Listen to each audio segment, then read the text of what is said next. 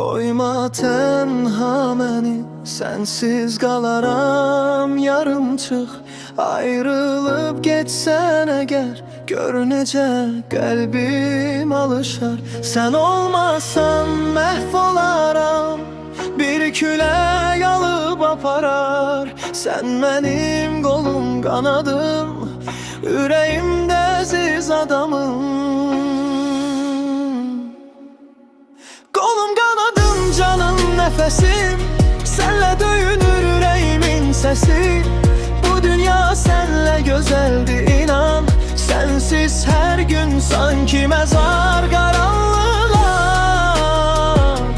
Qolum qanadım, tək dayağım sən.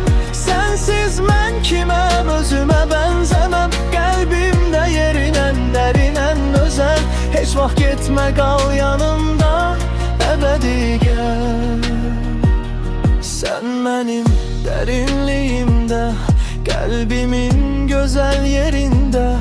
Özünə qurmusan həyat, o həyat sənlə gözəldir. Sənsiz hər yol dar gəlir, sənsiz evdə yatdı mənə. Sənsiz sanki məzardır, gəl dönək sevgi gününə. Qolum qanadım, canım nəfəsim, sənlə döyünür ürəyimin səsi. Bu dünya sənlə gözəldir, inan. Sənsiz hər gün sanki məzar qaranlığa. Qolum qanadım, tək dayağım sən. Sənsiz mən kiməm, özümə bənzəməm. Qəlbimdə yerinən, dərinən özəl. Heç vaxt getmə, qal yanımda, əbədi gəl. Gözlərin gözümdə olsun, bir ömür yanımda qalsın.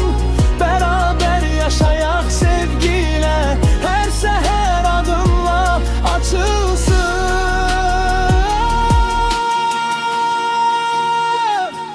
Qolum qanadım, canım nəfəsim, sənlə döyünür ürəyimin səsi.